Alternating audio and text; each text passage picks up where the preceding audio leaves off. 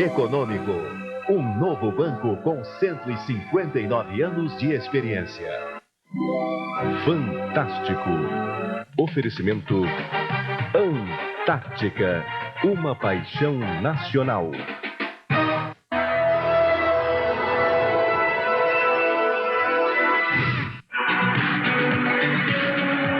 Um esporte sem limites é a nova onda dos jovens americanos. Descer as corredeiras de um rio cheio de pedras numa prancha, com a cara na frente e a coragem no coração.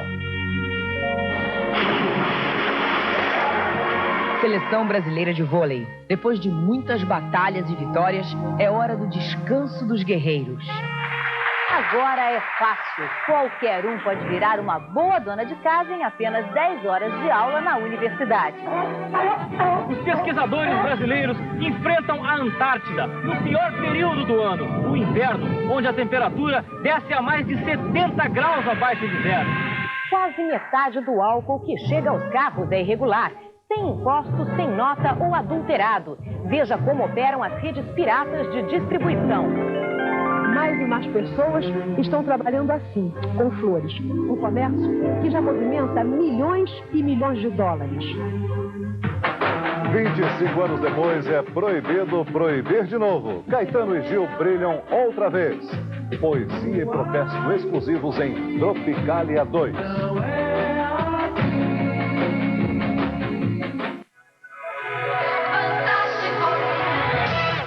O Fantástico está começando agora com as notícias do domingo. Uma nova derrota do cartel de Cali em Belém do Pará. A Polícia Federal apreende uma carga de 510 quilos de cocaína que seria levada para Valença, na Espanha. 6 traficantes foram presos. 435 quilos da droga foram apreendidos na Fazenda Santa Angélica, no município de Baião, a 110 quilômetros de Belém. A polícia prendeu em flagrante 5 brasileiros e 1 colombiano. Em Belém, os policiais descobriram nesta empresa de exportação mais 75 quilos de cocaína, pertencentes à mesma quadrilha. A droga estava escondida no meio desta madeira, que seria exportada para a Espanha. Todos os pacotes com a droga estão cobertos com uma camada de cera e mel de abelha para confundir os cães policiais que farejam as cargas que chegam na Europa em busca de cocaína. A Polícia Federal acredita que a mesma quadrilha já teria exportado pelo menos uma vez cocaína da mesma maneira em maio deste ano. A apreensão deste final de semana vem provar para a polícia que o cartel de Cali não pensa em desistir da conexão amazônica. Antes desta apreensão, o cartel já tinha levado um grande golpe há 3 meses, quando a Polícia Federal apreendeu 1 tonelada de cocaína. A operação no combate aos traficantes é chefiada por este homem, o delegado José Salles, que está jurado de morte pelo cartel, juntamente com o juiz federal Daniel Paes e o procurador da República Moacir Moraes, que trabalham no caso. O plano para matar os 3 foi descoberto pela polícia há menos de uma semana. Tragédia no voo livre. Um piloto morre no primeiro dia de provas do Campeonato Brasileiro. O acidente foi no Vale do Paraná, em Goiás, a 100 quilômetros de Brasília. O piloto carioca Bernardo Ocho, de 29 anos, tentou decolar da rampa, uma altura de 540 metros. Ai, meu Deus! A asa delta de Bernardo não levantou voo. O resgate foi difícil e levou quase 1 hora. Bernardo foi resgatado com vida, mas morreu antes de chegar ao hospital. Um jato da Força Aérea da Suécia cai durante uma exibição no centro de Estocolmo. Milhares de pessoas assistiam à exibição do protótipo do caça sueco quando o piloto perdeu o controle do avião. O aparelho fez um giro no ar e caiu num bosque a poucos metros do Palácio Real. O piloto conseguiu se salvar pulando de paraquedas. Veja de outro ângulo o momento exato em que o piloto aciona o sistema automático para saltar de paraquedas. O piloto conseguiu se salvar sem nenhum ferimento.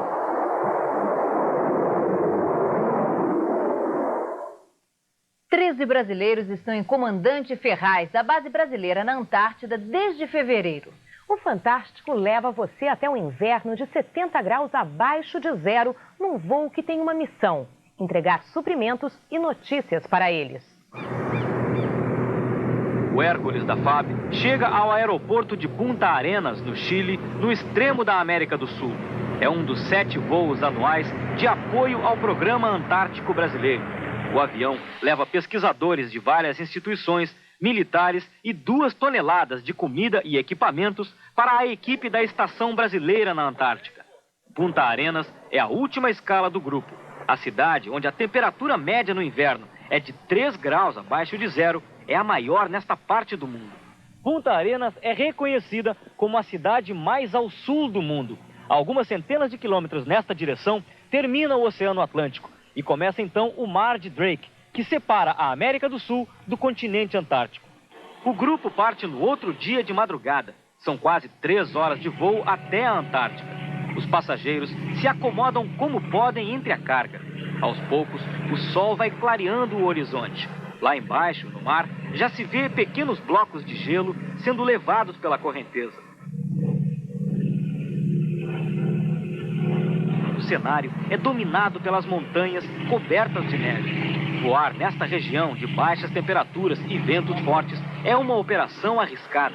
Para que a missão tenha êxito, se tem um respeito muito grande pelas condições de meteorologia que se encontram na região e um conhecimento profundo das possibilidades e das limitações do avião.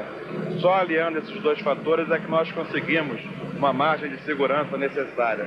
Faltando 20 minutos para a chegada, todos a bordo começam a vestir as roupas especiais para o inverno antártico. Casacos, macacões e botas com isolamento térmico.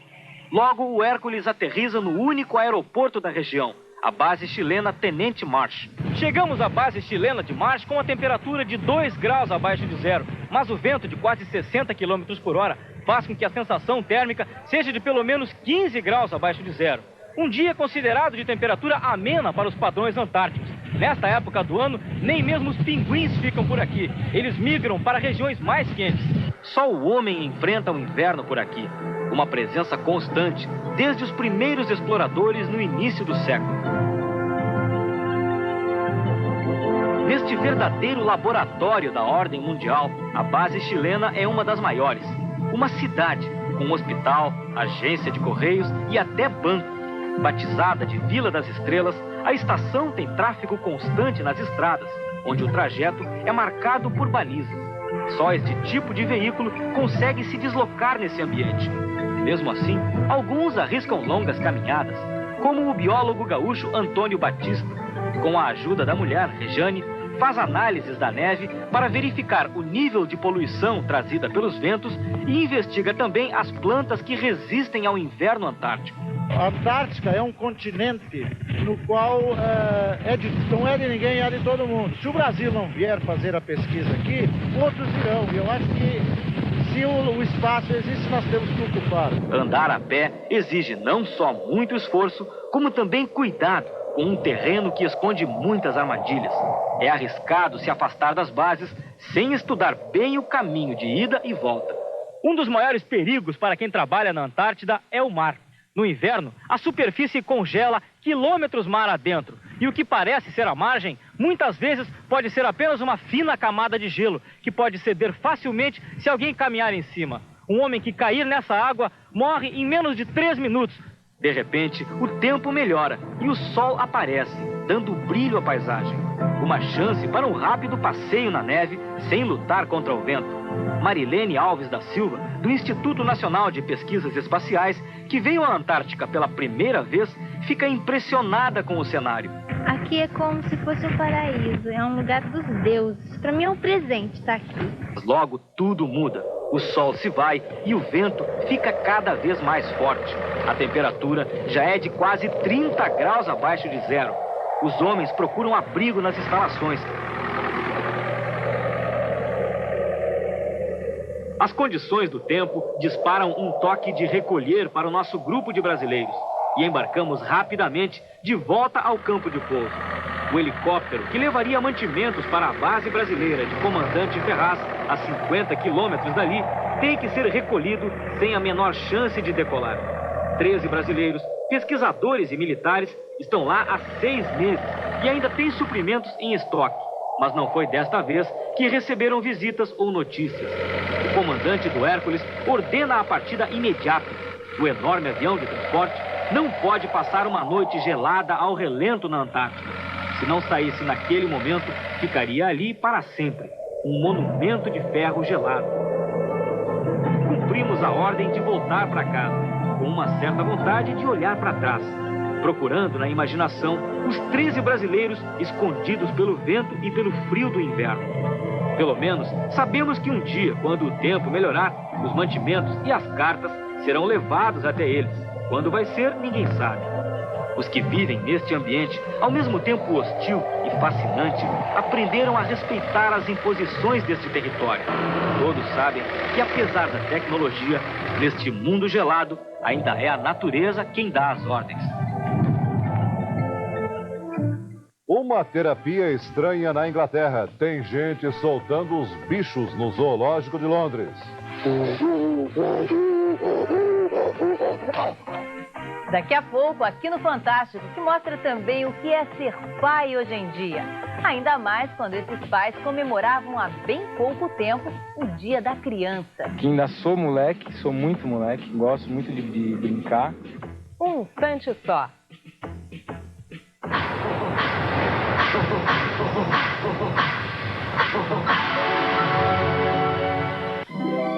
Fantástico. Oferecimento Antártica, uma paixão nacional. Kevin Costner, alvo de uma caçada de tirar o fôlego.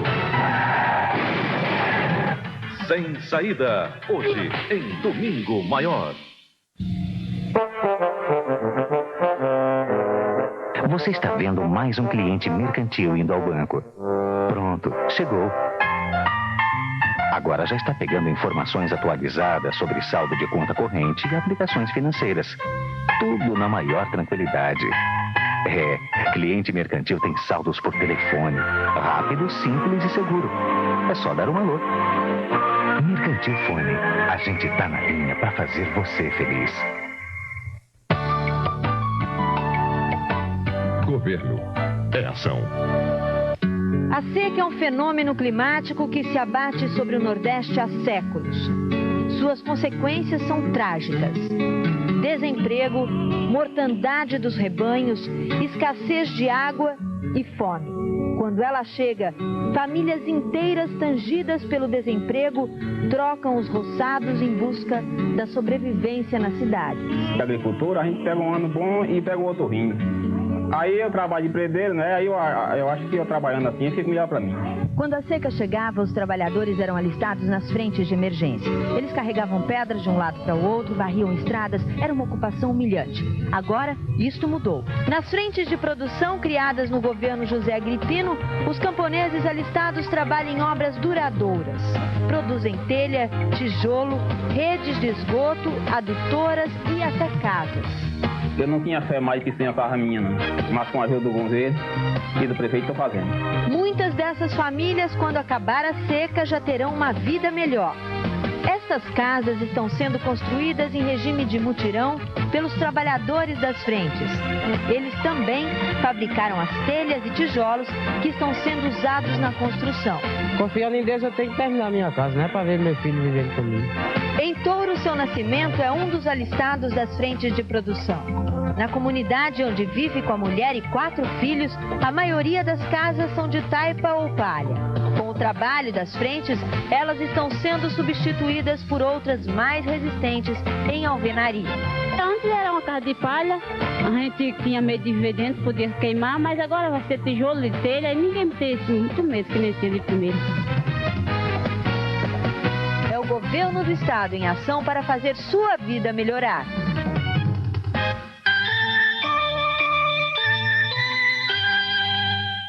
Se você acha que economia é fundamental, venha ao Sirva-se. Nós também acreditamos nisso. Arroz parbolizado Vocarmita, R$ 39,90. Ketchup Palmeiron flexível, R$ 56,70. Papel higiênico personal, R$ 54,90. Galinha sadia, R$ 74,50. Peito de frango, R$ 138. Laranja pera, R$ 7,90. Sirva-se e compre bem mais por bem menos. Atenção Natal, atenção Rio Grande do Norte. Daqui a pouquinho vamos dar início ao 10º grande sorteio do Ganhe Já. As cartelas já estão aqui. Fique ligado. Hoje vão ser sorteadas 4 barras de ouro e uma Chevy 500 0 km. Daqui a pouco do Ganjá. Comece a torcer, você pode ser um dos ganhadores. Boa sorte!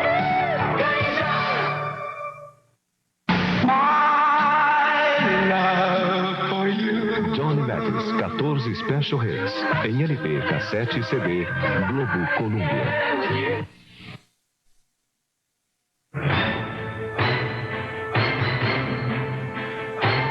Vem aí, Olho no Olho, a próxima novela das 7.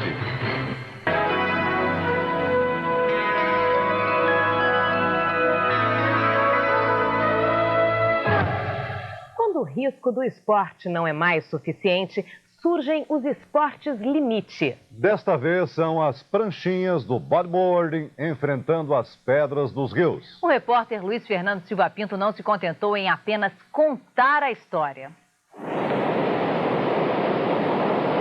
Esse é o Rio Kern, na Califórnia. Tem uma correnteza brutal. O aviso na beira da estrada lembra que 176 pessoas já morreram aqui. Esses são indivíduos dispostos a descer o rio sem usar sequer um barco. Querem ir em pranchas de espuma com 4 alças para as mãos e fundos de plástico para deslizar nas pedras. Um deles, Ronaldo, é brasileiro. E essa é a pergunta de quem planeja acompanhar o grupo e não sabe que está entrando numa fria. E qual é a dificuldade desse trecho? Não muita. Tem umas corredeiras que são classe 3, classe 4. A risada de Ronaldo deixa uma suspeita no ar. O que ele não explica é que a escala de dificuldade de um rio só vai até a classe 5. Daí para frente, o nível de violência da água é fatal para o ser humano. Ignorando esses detalhes, eu vou ganhando confiança à medida que consigo disfarçar bem o cansaço que sinto só em vestir o equipamento de proteção. Está na hora de mostrar o progresso feito. Pé de pato, macacão de borracha, colete salva-vidas, luvas. Antes de entrar no rio, a gente se prepara completamente. O problema é entrar no rio. Na verdade, entrar no rio não é problema nenhum. Duro é ter a agilidade de um tronco de árvore em cima da prancha e saber que a câmera está filmando. Essa preocupação estética acaba durando pouco tempo, porque Kenny, o líder do grupo, anuncia que como teste de habilidade, nós vamos cruzar a correnteza até o outro lado do rio. É um golpe duro para quem achou que o teste de habilidade tinha sido vestir a roupa de borracha. Cruzar a correnteza é um esforço um pouco desesperado, como segurar um móvel sem poder pôr no chão, com medo de prender os dedos. Eventualmente, braçadas e batidas de perna não muito dignas me levam ao outro lado. E eu comento com o brasileiro Ronaldo o meu orgulho em ter vencido um obstáculo da classe 4. É o ar risonho dele dizendo que esse obstáculo é classe 0, o que muda, de repente, a minha percepção dessa aventura. Nos 500 metros seguintes, eu tento elaborar um plano de fuga. Isso só é atrapalhado por um imprevisto, a enorme beleza do Rio Kern. Nesse trecho, o rio é rápido, mas tranquilo. A água é muito limpa, a temperatura ideal. Eu quase esqueço que tenho um objetivo só: escapar. A aproximação da primeira corredeira me traz de volta à realidade. É a minha chance. Em posição estratégica, no fim do grupo, eu ensaio o meu plano: aguentar essa corredeira, me aproximar da câmara, dar uma desculpa e pronto, são e salvo. Só que nem tudo corre de acordo com o plano. Eu entro na corredeira quase caindo da prancha.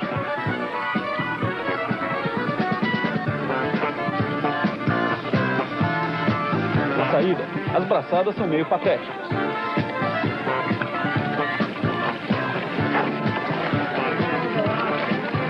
O técnico de som segura a prancha como quem ajuda um náufrago. Eu perco tempo tirando a luva. Enfim, é perda total. Só há uma saída.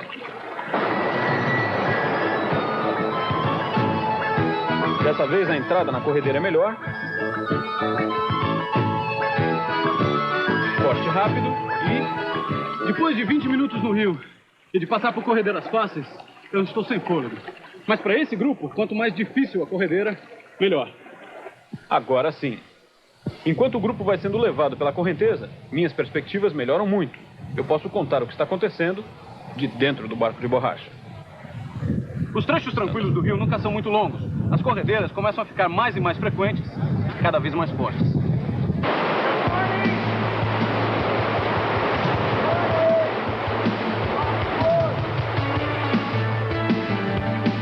Quando nós nós chegamos à primeira corredeira de nível 3, a descida do rio em prancha mostra a aventura que realmente é.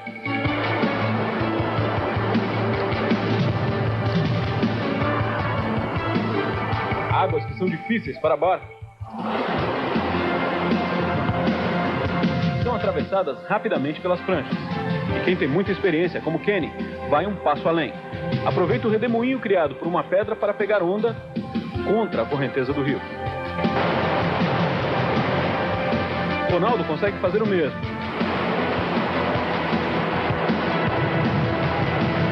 E os outros só conseguem tentar. Ronaldo, que ganha vida como guia de excursões de barco em rios da Califórnia, sonha em formar um time de brasileiros para participar de competições internacionais de descida de rio. Para ele, isso é mais que um esporte. O rio assim, é um exemplo incrível. Para mim, é um exemplo da vida. E, por exemplo, você vai descendo o rio, de repente tem uma pedra imensa na sua frente, você tem que escolher, ou eu vou para a esquerda ou para a direita.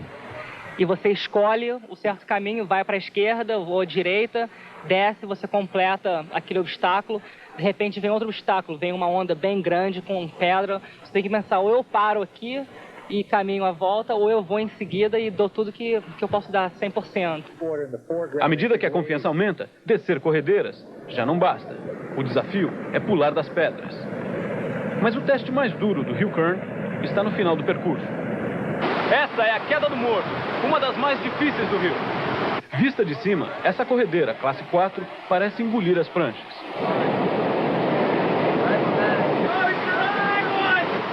De baixo, a queda do morto mostra toda a força que tem. Alguns surfistas passam bem pela turbulência, outros são levados.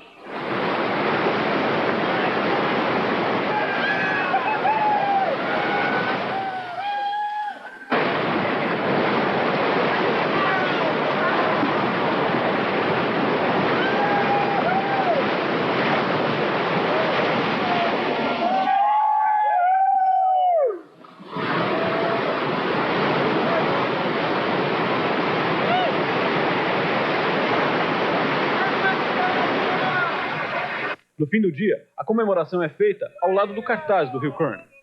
E até quem passou por uma corredeira só, bem fraquinha, tem direito a posar para a foto. As imagens que marcaram a semana. A violência das águas do rio Mississippi nos Estados Unidos arrasta uma casa inteira. A cheia desse ano já matou 45 pessoas. Susto num estacionamento em Niterói, no estado do Rio. O motorista perdeu o controle da direção do carro e abriu um rombo na parede da garagem. Explode no ar um foguete americano que levava um satélite espião. Ele ficou fora de controle e foi destruído 2 minutos depois do lançamento.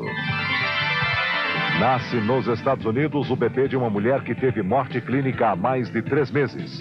É um menino e pesa 2 quilos.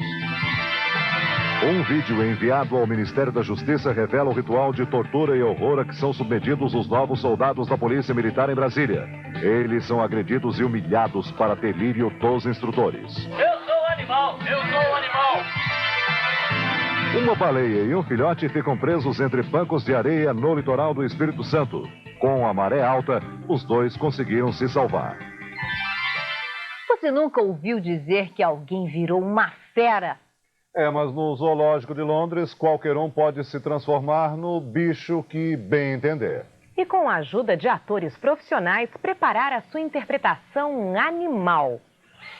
É um homem? É um macaco? Não, é um ator. Peter Elliott, especialista em animais. Você certamente já ouviu em ação em algum filme de Tarzan ou com gorilas e trogloditas. Só não vai lembrar da cara dele, que quase sempre está coberta por uma roupa de macaco. No Jardim Zoológico de Londres, Peter Elliott está ensinando a sua arte para quem quiser experimentar. Não estamos fazendo mímica. Tentamos sentir internamente o que é ser o animal. Elliott já conseguiu se integrar socialmente a um grupo de chimpanzés. Agora, ele socializa uma dúzia de humanos e propõe uma experiência de alívio, esquecer todos os problemas e soltar os bichos. Primeiro, jogos de exercícios de concentração, relaxamento, desinibição. Atores e atrizes se misturam aos amadores para ajudar. 1, 2, todo mundo é pinguim, procurando o parceiro de olhos fechados.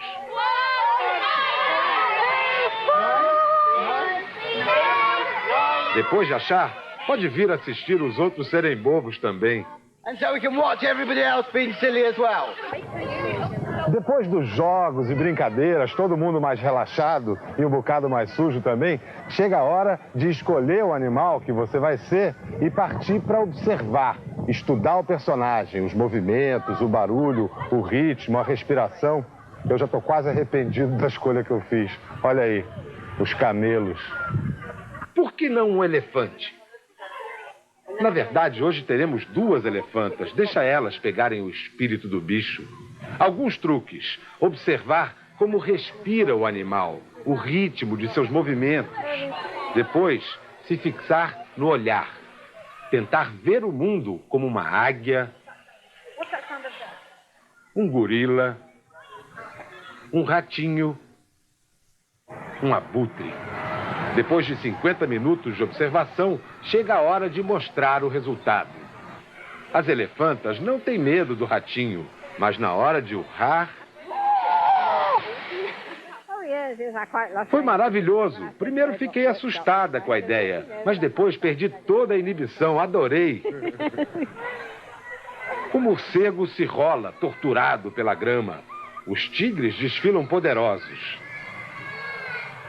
E aí, sem medo de ser camelo, saborear por uns minutos a deliciosa sensação de ser o rei do deserto e não ter contas para pagar.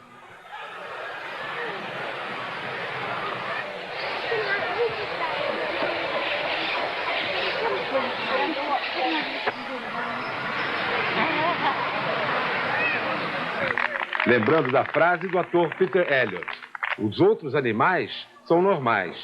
Nós é que somos estranhos. All the other animals are normal. It's us that's weird.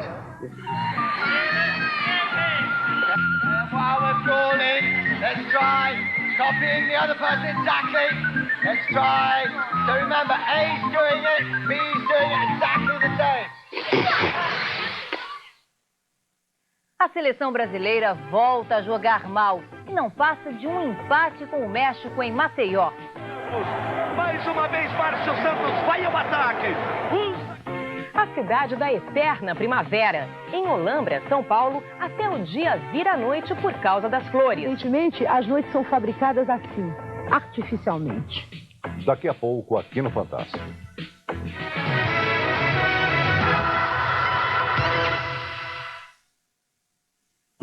Antártica. Uma paixão nacional como churrasco. Pega a picanha lá e põe na brasa, acende o fogo da minha paixão. Coisa que eu gosto é churrascar em casa, chamar os amigos pra uma reunião. Faca na cintura, corta a linguiça, passa na farinha que eu vou gostar. Sal moura, sal grosso, sal e cebolinha e uma geladinha pra me apaixonar. Pra churrasquear, fogo no carvão, cerveja Antártica.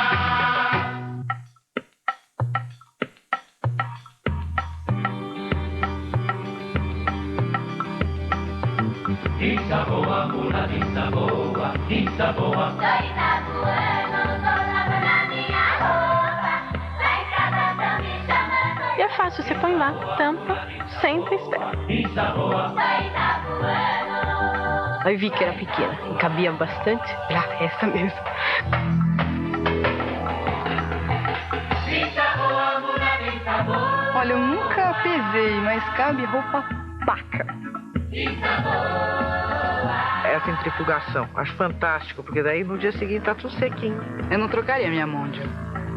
Só se fosse por 2. Simplesmente se abre a porta, joga a roupa dentro, aperta o botão, acabou. Vai pro abraço, como diz o outro.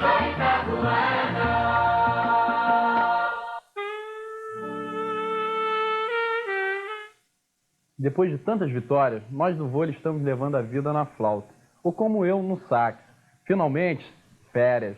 E o Fantástico mostra o que cada um de nós curte fora das quadras. Daqui a pouco.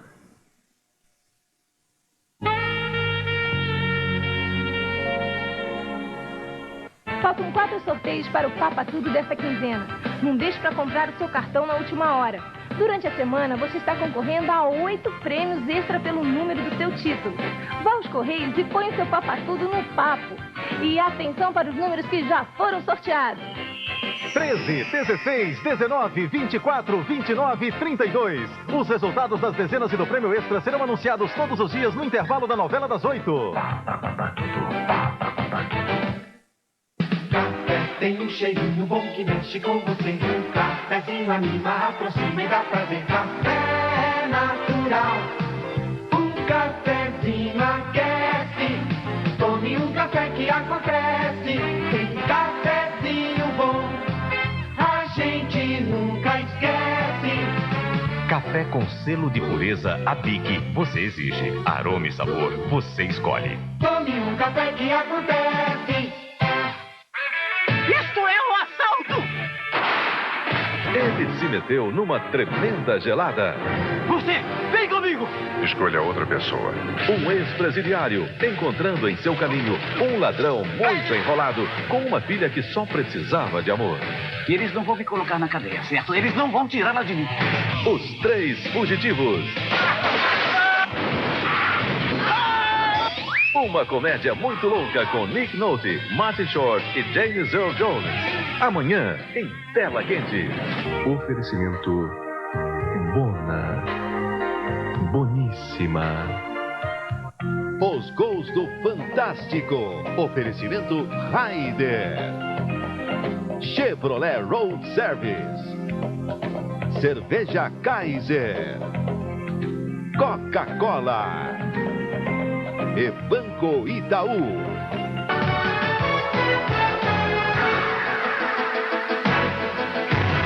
A Bolívia dispara na liderança do Grupo do Brasil nas eliminatórias e o Paraná Clube fica pertinho do título paranaense. É hora dos gols do Fantástico com Léo Batista. Paraná e Atlético é o clássico em Curitiba. Depois da cobrança do lateral, a bobeira da zaga do Atlético e o belo chute de voleio de João Antônio. De fora da área, hein?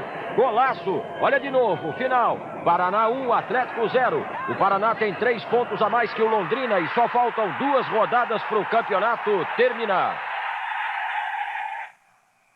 Da altitude de La Paz, a Bolívia mais uma vez leva a melhor nas eliminatórias da Copa. Desta vez a vítima foi o Uruguai. O primeiro gol foi de Ervin Platini Sanchez.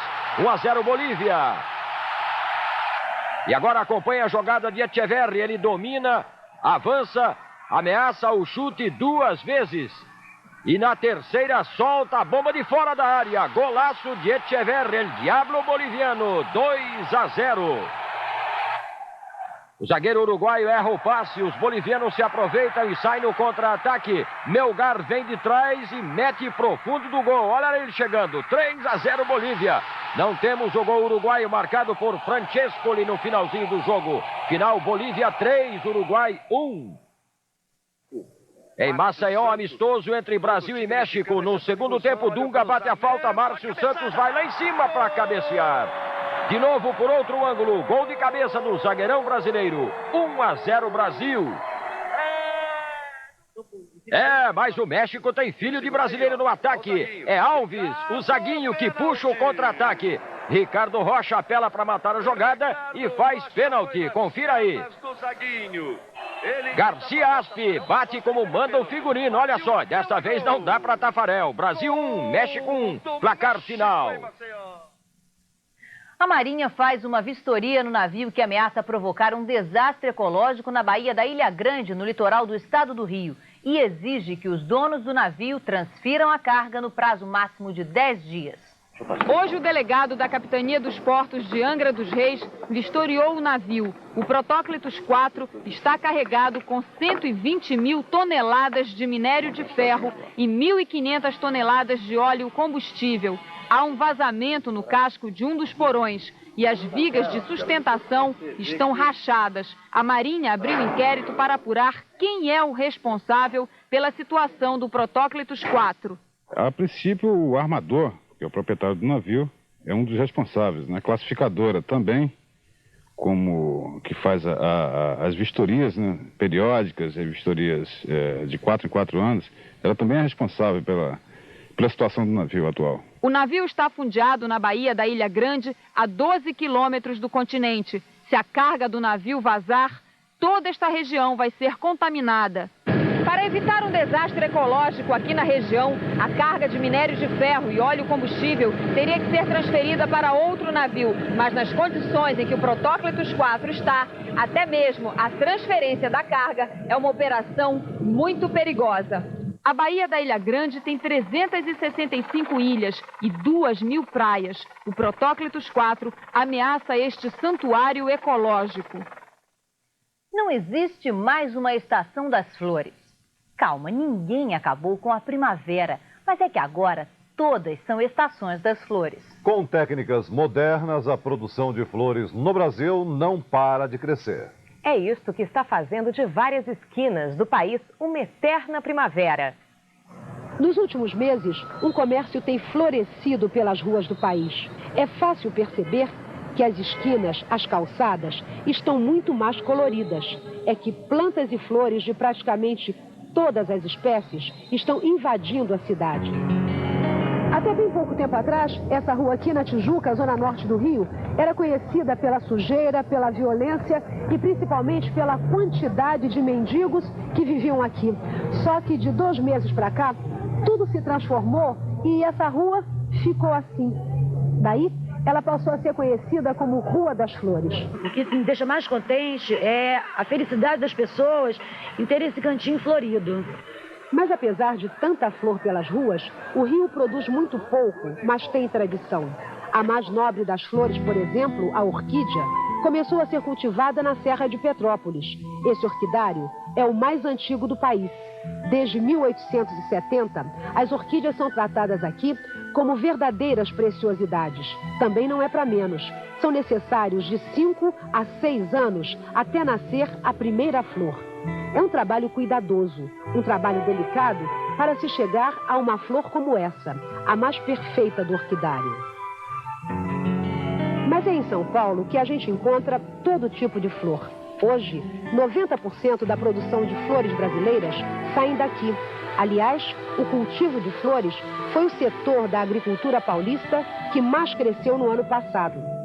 Olambra, uma pequena colônia holandesa de 7.000 habitantes, a 150 quilômetros da capital, é o maior produtor do Brasil.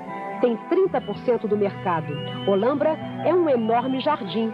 Mas aqui o cultivo das flores não é aquela coisa artesanal, romântica que a gente imagina, não. A produção é moderna, sofisticadíssima. O crisântemo originalmente pode ser branco ou amarelo. Mas como hoje praticamente todas as flores são feitas em laboratório, a gente pode encontrar crisântemo de tudo quanto é cor. Esse aqui, por exemplo, é lilás. Já esse aqui é chá. Só que como natureza é natureza, a gente pode encontrar no mesmo galho crisântemos de cores diferentes. Desse aqui tem o chá e tem o lilás. E mais incrível ainda, a gente pode encontrar numa mesma flor as duas cores. Com a necessidade de produção constante, não dá para deixar que apenas a natureza seja responsável pelo desenvolvimento da flor. Por isso, todas as técnicas são usadas. Hoje em dia não existe mais aquela história de ter que plantar no período certo para florescer. Como as flores são produzidas a cada dia, a cada semana, esse crescimento precisa ser controlado. Esse crisântemo, por exemplo, precisa do escuro para florescer. Como não é possível, né, ter noite todo dia, evidentemente as noites são fabricadas assim, artificialmente. Essa cor, essa forma, tanta perfeição, que dá para desconfiar que não é natural, mas é. Só que com a ajuda de técnicas moderníssimas. São flores desenvolvidas em laboratórios. Através da biotecnologia, Os floricultores estão criando espécies belíssimas. A terra é substituída por essa substância gelatinosa que tem tudo o que a planta precisa para se desenvolver. Dentro do vidro, cada muda se transforma em dezenas de outras mudas. Resultado, mais produção, flores de melhor qualidade. Aqui no laboratório nós não criamos planta. A única diferença do cultivo convencional é que as mudas aqui no laboratório possuem uma qualidade muito mais superior do que a encontrada pelo método convencional. Para quem só está acostumado com flores em vasos ou em jardins, a visão dos campos de Olambra impressiona. Os roseirais se perdem no horizonte. Rosas, rosas, rosas, tão grandes, tão lindas, mas ninguém vai recebê-las. Elas não serão vendidas. Parece incrível, mas só as rosas em botão têm valor comercial. Mas em Olambra também se cultiva flores exóticas e difíceis de serem encontradas, como o liazanthus, o hiacinthus e o narciso. A tulipa é uma flor especial, exótica, né? Difícil de ser cultivada, porque ela precisa de inverno rigoroso, de temperaturas baixas para florescer. Por isso, no Brasil, só aqui em Olambra se produz tulipas. E para que elas fiquem assim bonitas, não é? Com boa qualidade e floresçam, elas precisam passar pelo menos 3 meses num lugar como esse aqui. Uma câmara fria, com temperaturas que variam de 17 até 2 graus abaixo de zero, que é a temperatura que a gente tem aqui dentro agora. Depois elas saem daqui e vão para o sol. Com a diferença de temperatura, a tulipa começa a abrir bem devagarinho. Nós acompanhamos. Foram quase 2 horas. Para se mostrar assim, foram 2 anos e meio de cuidados. Mas a flor da tulipa tem vida curta, dura só 1 semana. Bem diferente da violeta, que pode florir o ano inteiro. O Brasil é o 4º maior produtor de violetas do mundo. A previsão para este ano é de quase 15 milhões de vasos. A violeta é uma flor muito simples, mas delicada. Precisa de cuidados. E para quem tem um vasinho de violetas em casa, algumas dicas. Ela precisa sempre de luz. Deve ficar em lugares de temperatura equilibrada, quer dizer, nem muito calor, nem muito frio. No inverno, deve ser regada com água morna. E para ter vida longa, o vaso da violeta deve ser trocado todo ano. A produção de flores em Olambra não para nunca. Existem produtores que já fazem até um trabalho que antes era feito só na floricultura, a preparação dos buquês. Os buquês estão prontos para venda. Toda a produção tem destino certo, a Cooperativa de Olambra. Aqui na Cooperativa da Olambra, em São Paulo, todas as manhãs a imagem é essa. São mais de 1000 carrinhos como esse aqui, com quase 2000 variedades de plantas e flores. Daqui, esse carrinho vai para uma outra sala para que essas flores sejam vendidas num leilão. Por mês, entre flores e plantas, são comercializados aqui quase 2 milhões de dólares. É como se a gente estivesse numa exposição. Milhares de flores de cores e formas diferentes. Algumas nem parecem de verdade. Estas flores são comercializadas num leilão diário que existe há 2 anos e é único na América Latina. Tudo é moderno. O relógio computadorizado controla os lances. As flores desfilam como se fosse um concurso de beleza. E é. Só que o júri são os compradores. Preço feito, negócio fechado. Agora, as escolhidas vão ser distribuídas em todo o país. Para onde vão essas plantas? Rio Grande do Sul. Vai para São Paulo. Vai para Minas, Porto Alegre, do Rio. A verdade é que quem vê, recebe ou dá uma flor, nem chega a pensar nesse processo todo de produção, comercialização, nada disso. O que fica mesmo é a beleza, o gesto, o sentimento. Passa uma tranquilidade, uma paz enorme. Significa liberdade, beleza. Beijos dos anjos do céu. Você viu ainda agora que a seleção brasileira voltou a jogar mal e empatou com o México em Maceió. O repórter Roberto Tomé conversou depois do jogo com jogadores e comissão técnica. No começo, tudo foi festa. A torcida fez a parte dela na arquibancada. Em campo, a seleção parecia que tinha entendido o recado dos torcedores e partiu para o ataque. Pura ilusão. Os velhos defeitos ganharam nova versão. Desta vez nos pés de Palhinha. Só ele perdeu 2 gols incríveis. A lista de oportunidades desperdiçadas teve também a contribuição de Raí e Cafu. O gol que os alagoanos tanto esperavam veio no segundo tempo. Dunga cobrou a falta e Márcio Santos de cabeça fez 1-0. Mas a vocação desta equipe é mesmo perder gols. Num ataque só, Cafu perdeu 2 chances. Ótimo para o México, que chegou ao empate neste pênalti de Ricardo Rocha em Zaguinho. Garcia Aspe cobrou bem, 1-1. O futebol da seleção parou por aí. O time foi vaiado e a desilusão foi tanta que as taças em disputa ficaram esquecidas na pista do estádio. O empate com o México é mais uma decepção que o torcedor acumula nesses tempos difíceis do futebol brasileiro. A seleção não soube retribuir o carinho que recebeu aqui em Maceió e teve que deixar o campo protegida pela Polícia Militar de Alagoas. O Brasil jogou bem a primeira parte, a segunda parte deixou um pouco a desejar, mas acho que da parte do jogador nós tentamos dar o máximo para dar alegria às torcidas e infelizmente não conseguimos a vitória. Aceitar opiniões, reconhecer erros parece virtude exclusiva dos jogadores.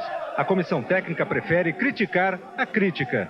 Vocês têm que dar o apoio. O apoio é importante no momento de dificuldade. Na hora que a equipe supera o México dentro de campo, não faz os gols e vocês fazem a pergunta pro lado negativo, não. Vamos ser positivos, gente, pra frente. Zagallo, como é que você recebeu as vaias da torcida? O silêncio de Zagallo foi também o silêncio de Parreira.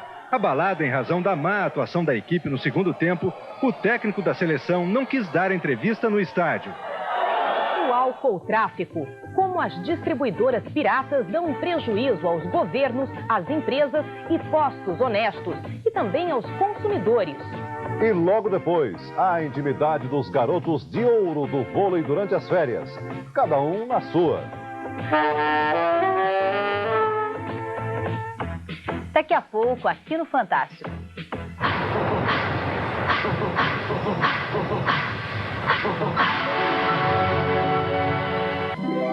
Fantástico. Oferecimento Antártica, uma paixão nacional. Kevin Costner, alvo de uma caçada de tirar o fôlego. Sem saída, hoje em Domingo Maior. Atenção Natal, atenção Rio Grande do Norte. Daqui a pouquinho vamos dar início ao 10º grande sorteio do Ganhe Já. As cartelas já estão aqui, fique ligado. Hoje vão ser sorteadas 4 barras de ouro e uma Chevy 500 0 km. Daqui a pouco, o 10º grande sorteio do Ganhe Já. Comece a torcer, você pode ser um dos ganhadores. Boa sorte! A Ipiranga traz de volta a sua promoção que sempre faz o maior sucesso. É a promoção Ipiranga. Você compra 5 galões de Paredex e ganha um galinho de Parlac. É mais uma maneira de economizar com a tradição e a qualidade das tintas Ipiranga. Você compra 5 galões e ganha um galinho. É a promoção Ipiranga. Urra! Urra! Urra! Boa noite. Vamos dar início ao 10º grande sorteio do Ganhe Já. Estão presentes Manuel Pereira, secretário da Fazenda, Jaime Godeiro, subcoordenador de fiscalização, Francisco das Chagas, presidente da FAB, Vera Guedes, coordenadora do Ganhe Já. E agora o primeiro prêmio, uma barra de ouro de 20 gramas, jogando as cartelas. Vamos ver quem é o ganhador. Está aqui o ganhador da primeira barra de ouro. E a vencedora é Ana Maria da Conceição Duarte, Rua Professor Antônio Campos, 39, Mossoró. E agora o segundo prêmio, uma barra de ouro de 30 gramas. Jogando! As cartelas, está aqui o ganhador. É Rosivaldo da Cunha Oliveira, Rua Paneira, 4.636, com conjunto Pirangi Natal. O terceiro prêmio é uma barra de ouro de 50 gramas. Jogando as cartelas. Tá aqui o ganhador. A ganhadora é Maria de Lourdes Targino, Rua dos Tororós, 3.302, Lagoa Nova, Natal. E o quarto prêmio é uma barra de ouro de 100 gramas. Jogando. Mais cartelas, mais alto. De novo. Tá aqui o sorteado. O sorteado é Alexandre Moreira de Souza. Travessa Vicente Fernandes, 1, Aeroporto Mossoró. E atenção para o quinto e grande prêmio, uma Chevy 500, 0 km. Jogando. Mais cartela. Tá aqui o ganhador. Pronto. A ganhadora é Ana Catarina Oliveira Aragão, Rua Joaquim Nabuco, 1228, Alto da Conceição, Mossoró.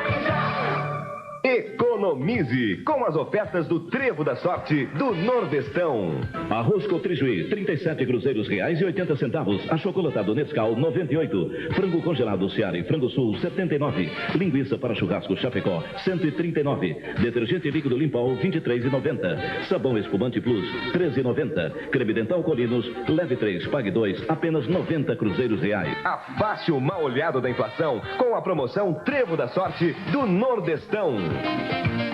Quisiera ser un pez para tocar mi nariz en tu pecera y hacer burbujas de amor por donde El Mejor, de Juan Luis Guerra. Em LP, cassete e CD, Globo Column. Todos se dizem amigo do presidente, mas ninguém faz nada contra o povo. Mistério e traição nos bastidores do poder. Quem tentou matar o Lacerda cometeu um erro terrível. Também acho. O povo vai pedir a cabeça do Getúlio Vargas. Vem aí a nova série brasileira do romance de Rubem Fonseca. Agosto.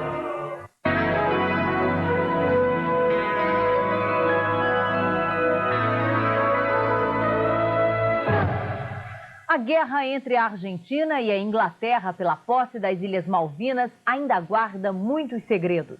11 anos depois de terminada, começam a surgir sinais do verdadeiro papel do Brasil no conflito. A primeira descoberta é da Universidade de Brasília. A utilização de pelo menos 2 aviões brasileiros na guerra.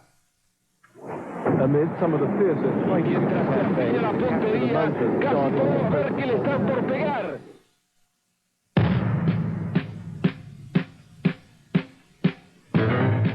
Professor titular de Política Exterior do Departamento de História da Universidade de Brasília, autor de cerca de 20 livros, entre eles um recém-lançado sobre a política internacional na América Latina, o historiador Muniz Bandeira conseguiu ter acesso aos arquivos secretos do Itamaraty, um dos segredos mais bem guardados da República. Missão: procurar informações sobre as relações entre o Brasil e a Argentina. Mas a surpresa veio de fora dos arquivos confidenciais do Itamaraty. Um coronel do Exército, agente do extinto Serviço Nacional de Informações, o SNI, entregou ao professor um estudo de 13 páginas sobre a Guerra das Malvinas. O relatório do militar diz textualmente que pilotos brasileiros teriam, no mínimo, participado de treinamento intensivo dos aviadores argentinos. Depois de cruzar novas informações, o historiador fez uma descoberta. Não há dúvida nenhuma de que, realmente, pilotos brasileiros estiveram engajados no patrulhamento, manobrando os aviões EMB-111 da Embraer. Os aviões que o Brasil vendeu à Argentina na época da Guerra das Malvinas são desse tipo, EMB-111, usados em missões de patrulhamento naval, exatamente o que a Argentina precisava fazer com urgência para detectar o avanço das esquadras britânicas. Em nota enviada à redação do Fantástico em resposta a uma consulta, o Centro de Comunicação Social do Ministério da Aeronáutica diz que pilotos que não estejam qualificados precisam de 2 anos de treinamento em tempos de paz para comandar um avião patrulha como o EMB-111. Não havia tempo para treinar uma tripulação argentina. Em situações de emergência, na melhor das hipóteses, uma tripulação argentina levaria meses até ficar apta a operar os aviões. Acontece que a guerra já tinha começado. Enquanto as Ilhas Malvinas recebiam um intenso bombardeio dos ingleses, uma missão argentina esteve na sede da Embraer, em São José dos Campos, no interior de São Paulo, para comprar com urgência aviões brasileiros. Mas não havia aparelhos disponíveis para pronta entrega. Resultado: numa operação de emergência, aviões que já estavam incorporados à FAB foram entregues à Argentina, segundo informações dos militares. Esses aviões já estavam a serviço do Brasil com insígnias brasileiras e foram repintados para atender a encomenda que a Argentina fizera à Embraer. Uma cortina de silêncio cobre a possível participação de pilotos brasileiros na Guerra das Malvinas. Tema polêmico. Os oficiais das Forças Armadas que deram essa informação ao senhor serão identificados? Não, eles não se identificam. Esses rumores circularam e eu tratei de averiguar a sua veracidade. Consegui confirmá-los com oficiais das Forças Armadas e elementos da comunidade de informações. O superintendente da Embraer, Coronel Osiris Silva, que já dirigia a empresa na época da Guerra das Malvinas, prefere não falar sobre o assunto. Disse ao Fantástico que somente o Ministério da Aeronáutica pode se pronunciar. O Ministério da Aeronáutica nega em nota enviada ao Fantástico a utilização de pilotos brasileiros em missões de patrulhamento. Ao final da nota, o Ministério da Aeronáutica diz que a venda de aviões patrulha para a Argentina é assunto que, por envolver relações internacionais, deverá ser conduzido pelo Ministério das Relações Exteriores. Mas o Ministério das Relações Exteriores não deu informações sobre a venda de aviões. A assessoria de imprensa informou que documentos diplomáticos confidenciais só são divulgados depois de 30 anos. Durante a guerra, um avião britânico que invadiu o espaço aéreo brasileiro foi levado à base aérea do Galeão depois de ser interceptado por caças da FAB. O comandante das tropas inglesas, Sir John Woodward, revelou que um Boeing 707 lotado de passageiros brasileiros escapou por um triz de ser abatido na noite do dia 23 de abril de 1982, depois de ter sido confundido com um avião argentino. O engano só foi detectado 20 segundos antes do ataque. Entre os passageiros do avião brasileiro estava o atual governador do Rio, Leonel Brizola.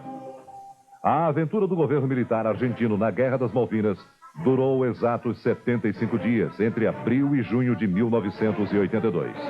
Total de mortos: 712 argentinos, 255 britânicos. A humilhante derrota da Argentina apressou a queda da ditadura militar. Mas a Guerra das Malvinas deixou como herança segredos que provocam polêmicas ainda hoje.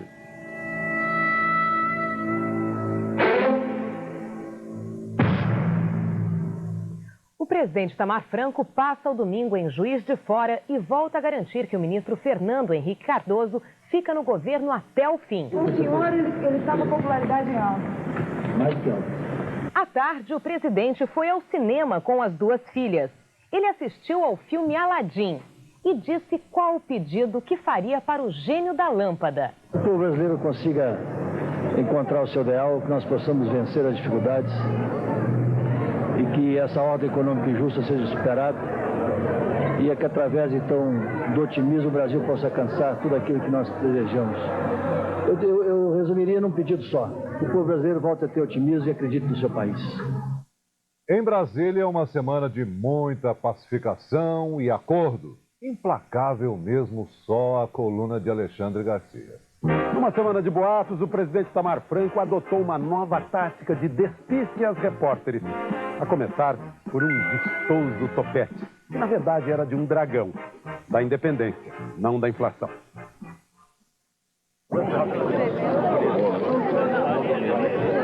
Presidente, um cumprimento aqui pra gente. Bom dia. Prefeito, esse negócio de compensar o cheque sem fundo aí. Não, Soninha, fala seu bom dia pra mim. Então pede alguém pra tirar essa Soninha, olha pra cima. Olha pra cima. Que dia lindo, né? O ministro Fernando Henrique é da economia, mas ainda não encontrou um tradutor para o economês. De vez em quando vejo nos jornais que eu estou preparando um segundo momento do plano. Toda hora vejo isso. E me pergunto, aí começo, mas a âncora é cambial ou é dólar? Tem umas que âncora, eu não sou marinheiro. A botaria é tanta que o ministro da Fazenda já começa a entrevista indo direto ao assunto. Tudo bem, então? Tá gravando mal de quem hoje? Gravando, hein? Tá gravando, Vinícius. Teve um que quis matar o dragão da inflação com um tiro único. E esse, pelo trabalho noturno, tá querendo pelar a coruja. Pronto, vamos dormir. Vão vocês dormir, eu vou trabalhar. Depois que o governo não aceitou os 100%, o presidente da CUT passou a se sentir desconfortável. Eu, no caixão, não consigo negociar. E o maior destaque na tribuna foi o líder do governo, o senador Pedro Simon. Leva o Oscar de efeitos especiais. Agora eles fizeram um negócio eletrônico, que o negócio não tem mais produto por produto. A gente vai no supermercado e compra o produto, e compra o produto, e compra o produto, e vai na caixa e fica de braço cruzado. Outro dia eu fui, era um sábado e estava lá. Daqui a pouco, quando chegou na hora, eu fui, eu não tenho esse dinheiro, então tira esse produto. E tira aquele produto, porque na verdade você não sabe o preço do produto. Caiu fora porque não deram 100%, só estão dando 76%. E estou vendo aí os preços aumentar, dobrar, triplicar e não estou fazendo nada.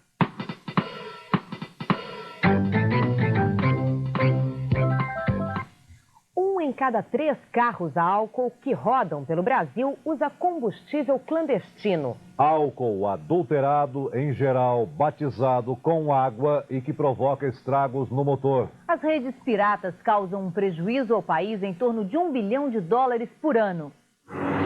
A descoberta desse caminhão pela Polícia Federal no Rio abriu caminho para dentro de uma das redes piratas de venda de álcool em todo o país.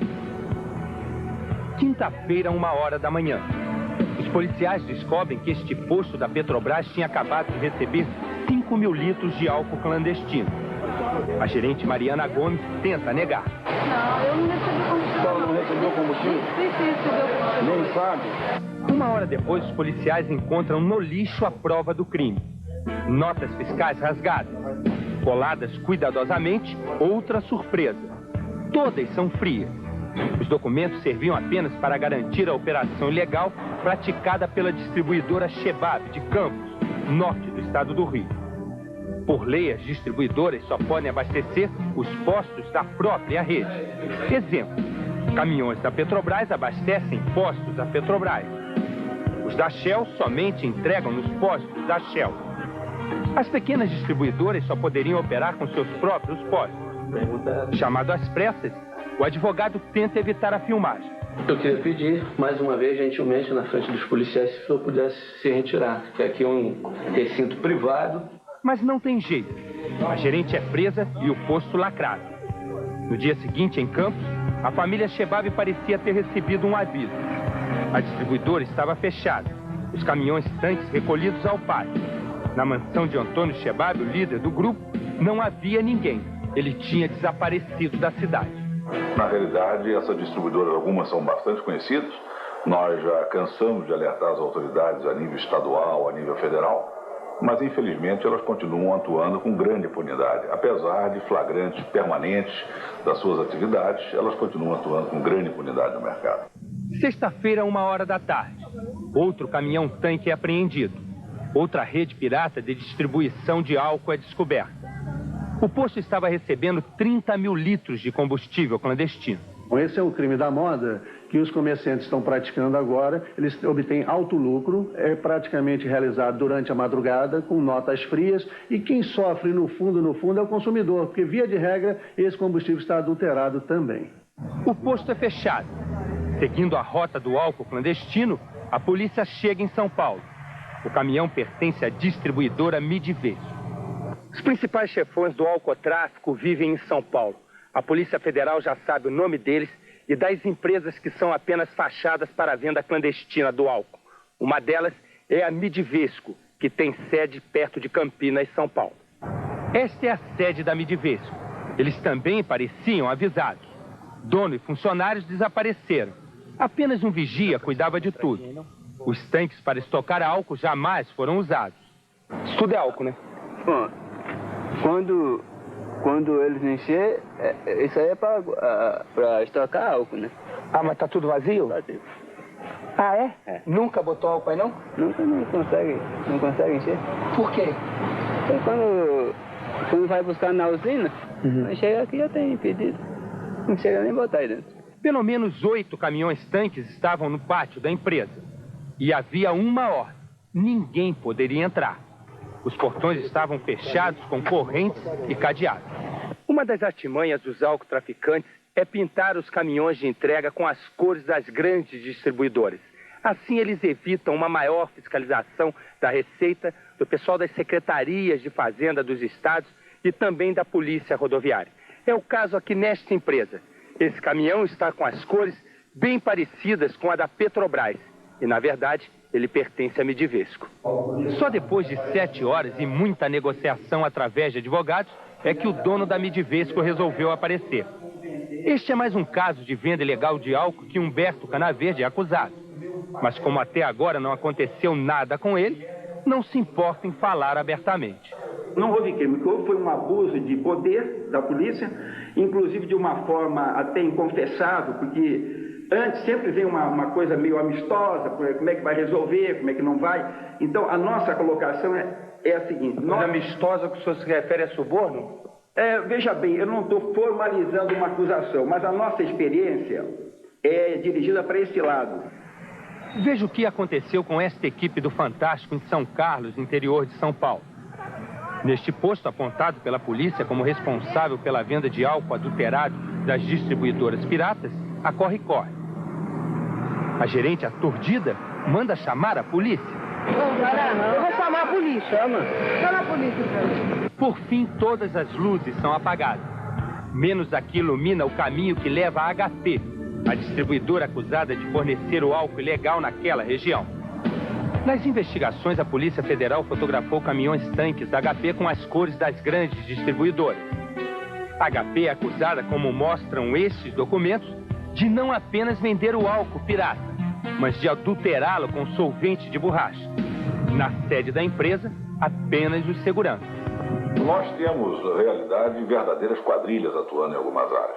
Hoje em dia se vende, inclusive, esse tipo de produto com proteção armada. Em alguns casos, esse produto é entregue com proteção armada e, em alguns casos, é feito com proteção armada e com garantia de uma total impunidade fiscal. Os principais suspeitos e os caminhos e caminhões que levam a eles agora já são conhecidos. Falta apenas a ação decisiva. Uma relação nada complicada. Dona Marlene e os seus 3 maridos. Bom, bem, obrigado. Conheça os 4 daqui a pouco aqui no Fantástico, que mostra também os segredos da economia doméstica. As donas de casa aprendem todos os truques na faculdade. Para saber economizar. Um instante só.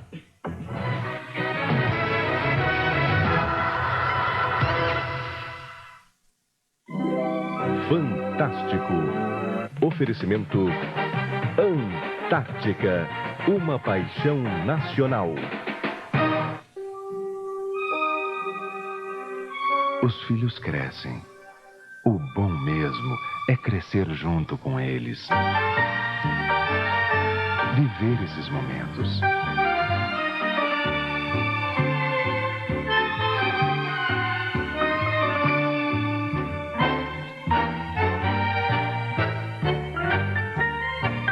Dia dos Pais, uma homenagem de Ninho Crescimento.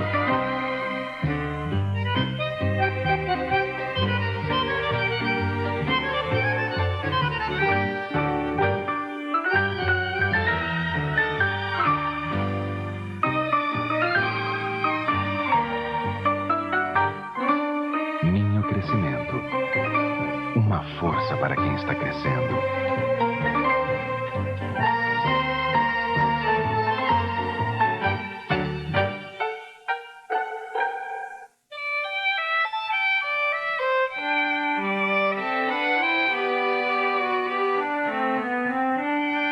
As pessoas me perguntam como é o meu dia a dia, o que eu faço, por onde eu ando, o meu banco. O meu banco é o banco que me facilita a vida. Tem produtos e serviços de sucesso e também apoia a cultura brasileira. Banco Real, presente no sucesso de seus clientes. Na vida real, eu sou cliente real. Os filhos crescem.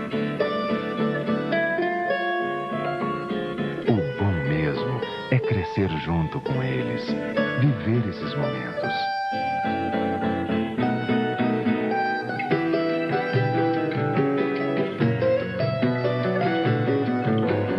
dos Pais, uma homenagem de Ninho Crescimento.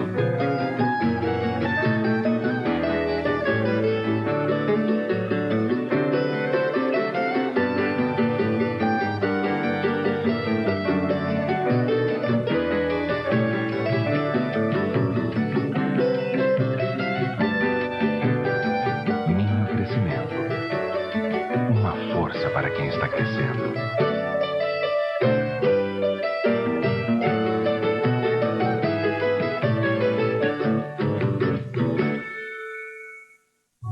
Não parece Floriano Peixoto. É Dom Pedro. Pois eu acho que é o Rondon. O Brasil quer reconhecer e valorizar seus pesquisadores.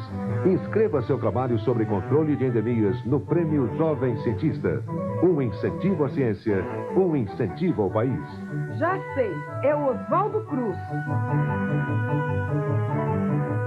Uma iniciativa CNPq, Grupo Gerdau e Fundação Roberto Marinho. Os filhos crescem. O bom mesmo é crescer junto com eles, viver esses momentos.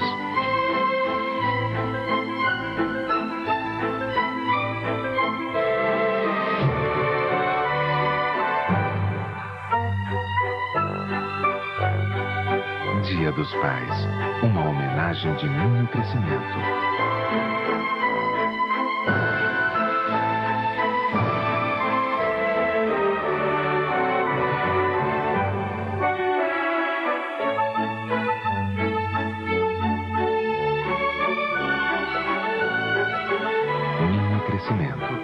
Uma força para quem está crescendo.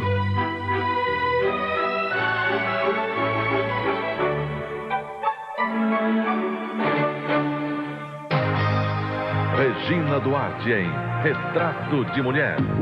Eu vou me separar da Bel. Confie em mim. Ela se apaixonou por um homem casado. Quando você entra na sua casa, eu fico do lado de fora. E pagou um preço muito alto para viver esse amor. Esquece esse cara. Por que você não tenta enxergar a minha posição? Era uma vez Elô, com Paulo Gorgulho e Ioná Magalhães. Retrato de Mulher, nesta terça nobre.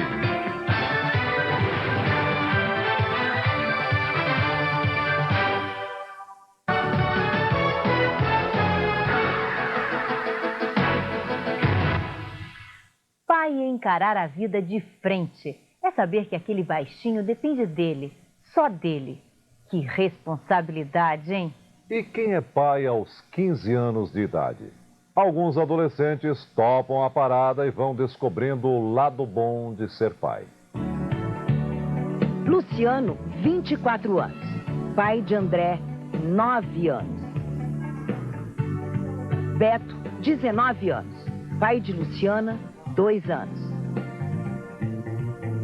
Jaime, 23.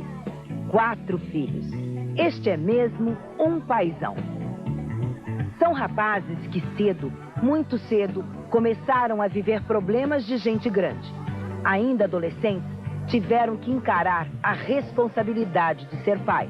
O desafio de saber que, a partir de agora, uma pessoa tão pequenininha depende só dele. Sem dúvida, é muita responsabilidade. Eu acredito que ele não foi preparado pela sociedade para dizer que ele, tendo relações, ele pode ser pai.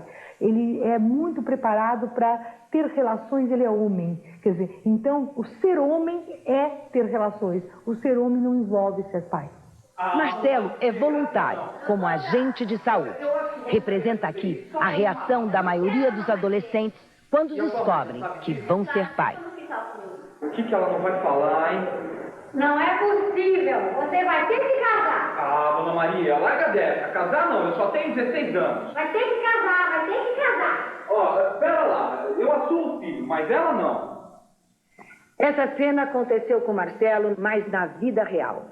Ele só tinha 16 anos quando assumiu a paternidade do filho, que agora vai fazer 4 anos de idade. O Marcelo estava me dizendo que ele assumiu o filho, visita o filho de 15 em 15 dias, semana em semana, mas ele não acha que tem sido um pai legal. Por quê, Marcelo? O que está faltando?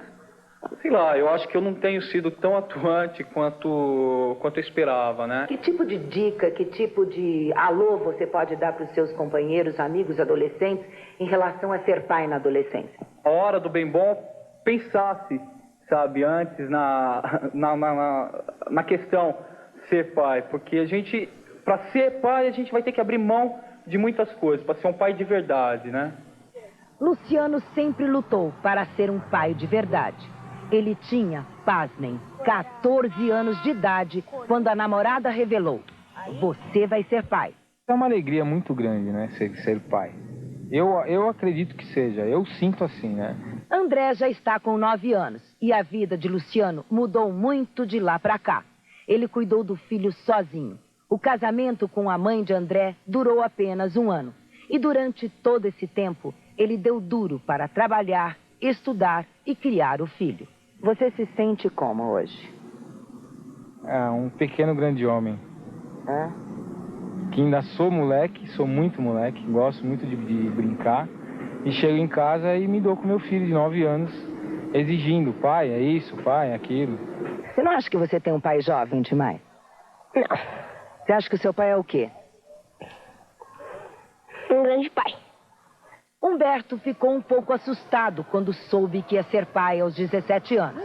Mas não pensou 2 vezes. Assumiu Luciana, que agora está com 2 anos. Quer ver você na televisão quando era bebezinho? Quer? Luciana ainda não tinha completado 1 mês quando apareceu nesta reportagem do Fantástico sobre mães adolescentes. Na época, a mãe, Paula, tinha apenas 13 anos. Enfrentou o nascimento da filha com o apoio dos pais e o carinho do Beto, como ela chama o pai de Luciano. Acho que ele é bem mais maduro que os meninos da idade dele. Brinca com mal, faz as coisas, é um marido excelente. Só esse ano, Humberto e Paula se casaram e finalmente se mudaram com a filha para uma casa só deles. Beto, aos 19 anos, tem que trabalhar, estudar, está fazendo engenharia e ainda arranja tempo para dividir as tarefas da casa com Paula, principalmente nos cuidados com Luciano. Tchau. Beijinho. Onde vai? Trabalhar. Você deixa eu trabalhar? Não? O que é que precisa para um pai adolescente assumir o filho? Coragem. Coragem, é claro, né? Você precisa de muito apoio também. Se você não tiver um apoio da sua família, fica realmente muito difícil. O ronco das motocas barulhentas ficou para trás desde que Jaime ouviu a primeira filha chorar, quando tinha apenas 17 anos. Jaime ainda tem paixão pela velocidade, mas curte as lembranças nesta velha Brasília da empresa onde trabalha. E haja trabalho. Além de motorista, ele é o homem dos 7 instrumentos. Parafusa, desenrola fio, checa material, faz de tudo um pouco. Me sinto velho. Por quê? Muito serviço, muito trabalho, comecei muito novo. Uma responsabilidade muito grande. Aline, 5 anos. Roger, 4. Tamara, 2. E Letícia, 5 meses. Olha o tamanho da responsabilidade do Jaime. Parece uma escadinha, um atrás do outro. É difícil acreditar, mas ele nunca reclamou. Pelo contrário. Se pudesse, faria mais um, mas não tenho mais condições.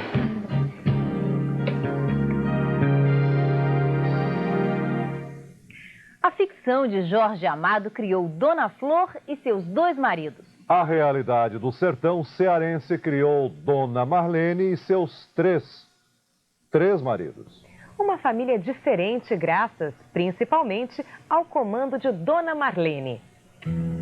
O Wellington é filho do seu José, Edgar Carlos é filho do seu Francisco, Erasmo Carlos é filho do seu Oscar. Os 3, mais Deus e Mar, que só a mãe sabe de quem é, são filhos de Dona Marlene. E todos eles fazem parte de uma família bem diferente. Dona Marlene é a única mulher no Brasil a viver com 3 maridos. Com 44 anos de idade, Dona Marlene casou há 22 anos com seu Oscar. Depois veio seu Francisco, que há 14 anos também virou marido.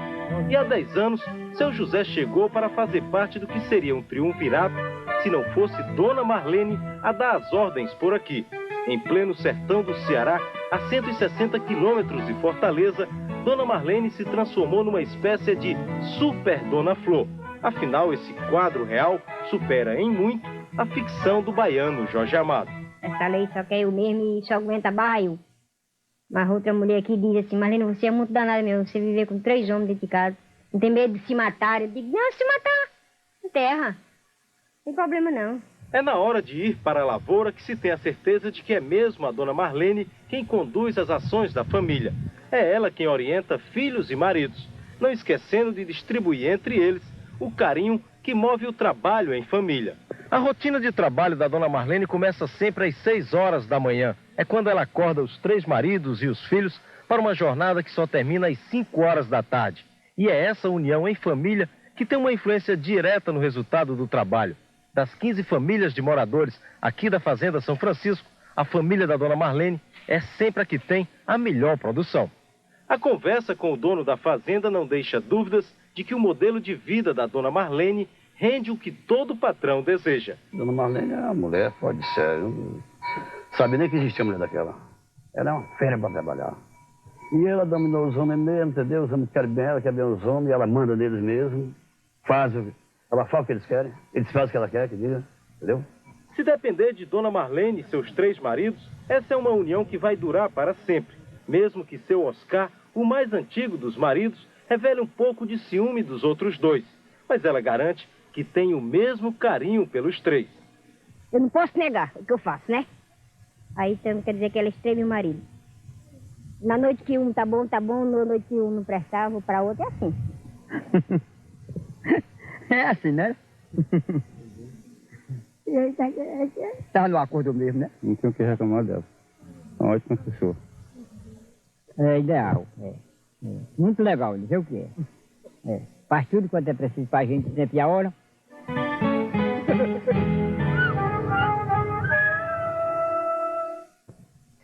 A rainha do escândalo está de volta, só que de cara nova e um pouco mais comportada.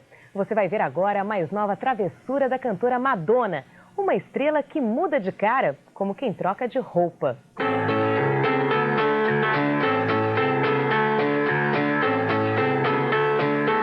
Afinal, quantas caras tem a Madonna? Há 10 anos, ela marcou com o batom o mundo machista do rock and roll. A rainha do escândalo nunca foi santa. Ela usa o corpo como arma e pinta o cabelo por uma razão muito simples. Os homens preferem as loiras. Palavras de Madonna. Só que agora ela volta a surpreender. Você vai conhecer uma Madonna morena e de cabelos curtíssimos. É o mais novo musical da cantora. Moderno e sofisticado, num clima todo oriental. Brain. Há um ano eles estavam aqui no Fantástico comemorando uma das maiores vitórias do esporte brasileiro. Agora eles estão de volta e de férias. Longe das quadras, os jogadores da heróica seleção de vôlei revelam manias e paixões que vão surpreender as mais fiéis tietes. Raça, talento, força e muito charme. Os 6 rapazes do vôlei fascinam o Brasil e enlouquecem as tietes. A última conquista do grupo foi a Liga Mundial. Mas essas mãos que batem tanto também merecem descanso. Os rapazes de ouro estão de férias.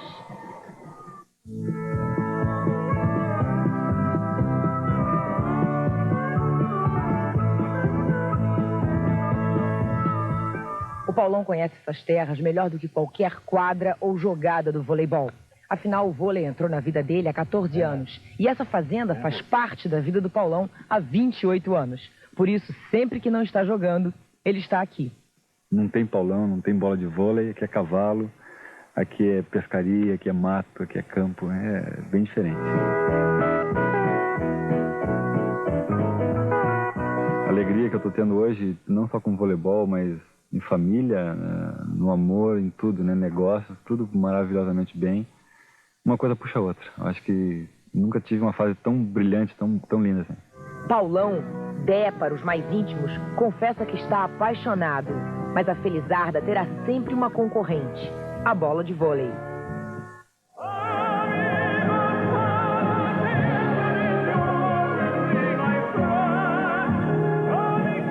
O hino da Olimpíada é a música predileta de Maurício. Nessa casa, em Campinas, ele passa os poucos dias de folga com a família. No quarto, troféus e fotos.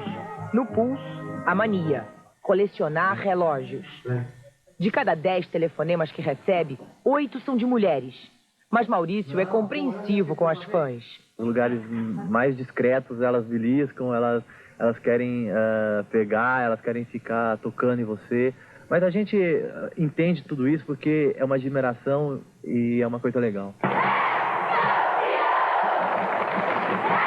Eu sei que eu sou um cara privilegiado em termos de que já consegui bastante coisas, mas eu acho que os valores na vida de um homem mudam. Eu antes queria ser campeão olímpico, hoje em dia já sou, então amanhã no campeonato mundial vou querer ser campeão mundial, e eu acho que isso que é o grande coisa bonita da vida.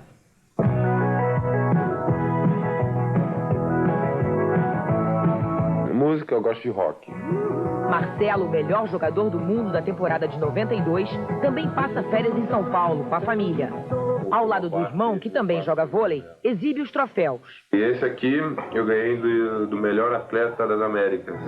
Dona Rosicléria, mãezona, revela que Marcelo tem um hobby: colecionar carrinhos e aviõezinhos. Marcelo está jogando na Itália, adora teatro e cinema. Eu gosto de filme de ação, de tiro, se der algumas mortes, entendeu? Eu gosto de bem agitado o filme.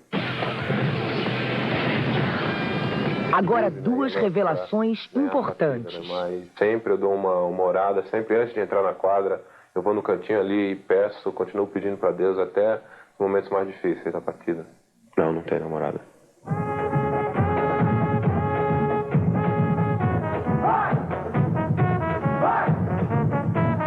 Carlão, o mais antigo, 10 anos de seleção. Para ele, o melhor das férias é poder ficar com a família, em paz. Em paz? Não muito. Afinal, o ídolo que se preza tem sempre fã por perto. E ele admite que às vezes as fãs se excedem, passam da conta. Por isso o casal veio se esconder na ilha de Itaparica, na Bahia. Aqui eu pretendo só me divertir, né? Ficar muito no sol, piscina, me divertir com meus filhos. E eu espero aproveitar bastante essa semana, porque na próxima semana a gente já vai estar treinando de novo.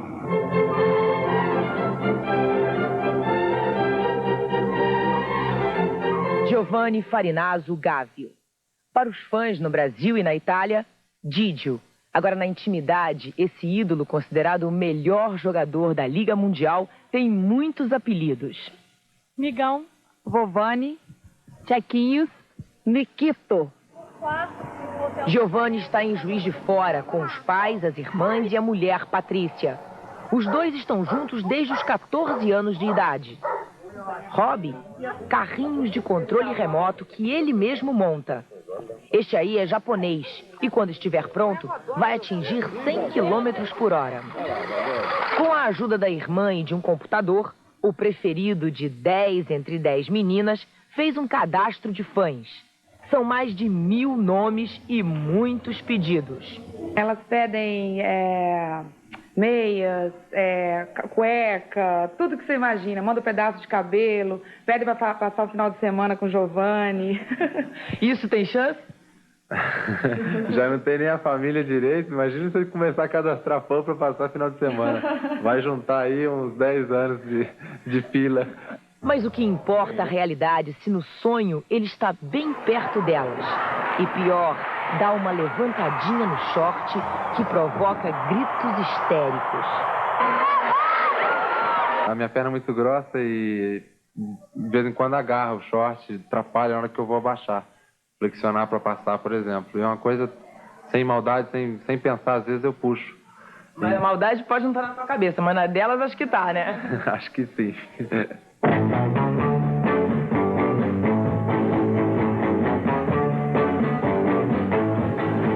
Ursinhos de pelúcia são os mascotes de Tandy. Afinal, são presentes de fãs. O mais carioca da seleção está aprendendo sax. Aprendendo.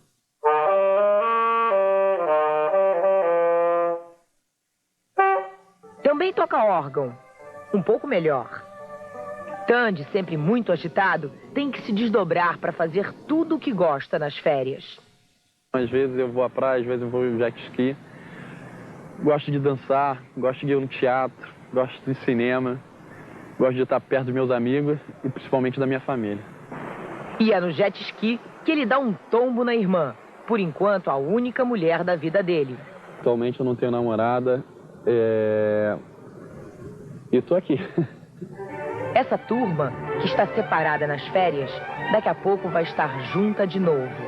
Exatamente como estava há 1 ano, num domingo de agosto. Um dia que eles nunca vão esquecer.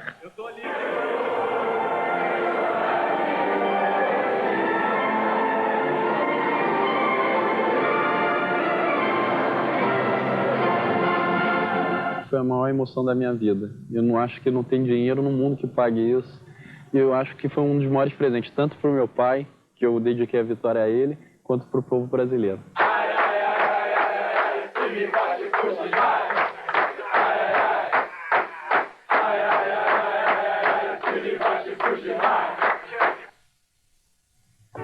Golpe de milhões no fundo de garantia. A Polícia Federal já tem uma lista de suspeitos para ouvir que vai daqui até o fim do ano. Veja como é o golpe. Uma distribuição direcionada para aquelas varas. Gil e Caetano juntos de novo. 25 anos depois, Tropicália 2, um manifesto inédito. Veja daqui a pouco aqui no Fantástico.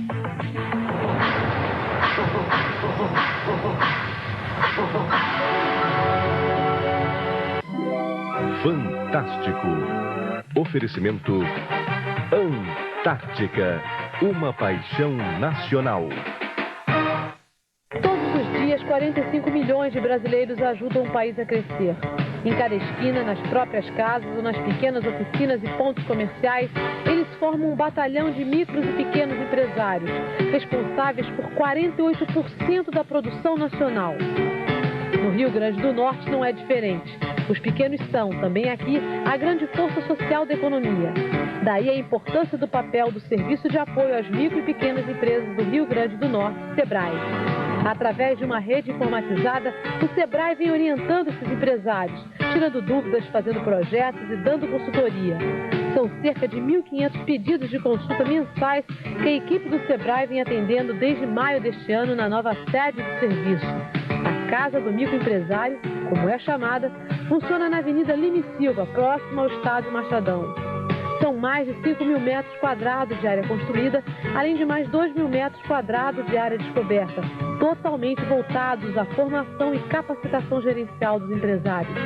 Com todo esse espaço, foi possível aumentar o número de salas destinadas a cursos e palestras, equipadas com sofisticada aparelhagem de audiovisual. A inauguração oficial da Casa do Microempresário, realizada nesta sexta-feira, veio marcar o início de uma nova fase de atuação do SEBRAE no Rio Grande do Norte. Principalmente no aumento da capacidade de atendimento às pessoas que procuram serviço interessadas em abrir ou ampliar os seus negócios. Isto sem falar na divulgação dos produtos da nossa terra no Brasil e no exterior. O evento contou com a participação das principais lideranças do sistema SEBRAE, do governador José Agripino e do prefeito de Natal, Aldo Tinoco, além de empresários, políticos e representantes de outros setores da sociedade. Na medida que o SEBRAE do Rio Grande do Norte tem uma sede com essa dimensão, ele pode ampliar consideravelmente os seus programas de treinamento, o seu exercício de negócios com os pequenos empresários, principalmente ampliando aqui uma feira permanente, onde os micros e pequenos empresários do interior possam ter um acesso permanentemente. A Prefeitura de Natal pretende trabalhar em parceria com os micro e pequenos empresários. Recentemente, a Prefeitura, juntamente com o SEBRAE, deu um exemplo dessa parceria, produzindo a folheteria, fazendo com que se valorizasse a grande vocação da nossa cidade, que é o turismo. O micro e o pequeno empresário do Rio Grande do Norte tem uma casa uma casa onde ele pode expor os seus produtos, onde ele pode comercializar, onde ele vai receber o seu apoio gerencial, onde ele vai receber, absorver tecnologias. Aqui você vai dar estatura à ideia, aqui vai ser o grande balcão dos projetos, dos encaminhamentos de financiamentos, das sugestões de evolução tecnológica. Isto aqui é um instrumento de fortalecimento de uma grande ideia, que é a microempresa. Isto é o Sebrae. Natal agora dispõe de uma assistência médica que dedica 24 horas à saúde do seu filho. Pai, pronto atendimento infantil. Formado por especialistas, conta com o apoio de profissionais em cirurgia, neurocirurgia, infectologia, cardiologia e nefrologia. Dispomos de um serviço de urgência 24 horas, com raio-x, laboratório, centro cirúrgico, UTI e internamento hospitalar. Pai, pronto atendimento infantil. Um serviço ao dispor da criança. Minhas palavras têm pouco a dizer, porque teu silêncio é mais. Renascer Volume 2, em LP, cassete e CD, som livre. Isto é um assalto! Ele se meteu numa tremenda gelada. Você, vem comigo! Escolha outra pessoa. Um ex-presidiário encontrando em seu caminho um ladrão muito enrolado com uma filha que só precisava de amor. Eles não vão me colocar na cadeia, certo? Eles não vão tirá-la de mim. Os Três Fugitivos. Uma comédia muito louca com Nick Nolte, Martin Short e James Earl Jones. Amanhã, em Tela Quente. Oferecimento Bona. Boníssima.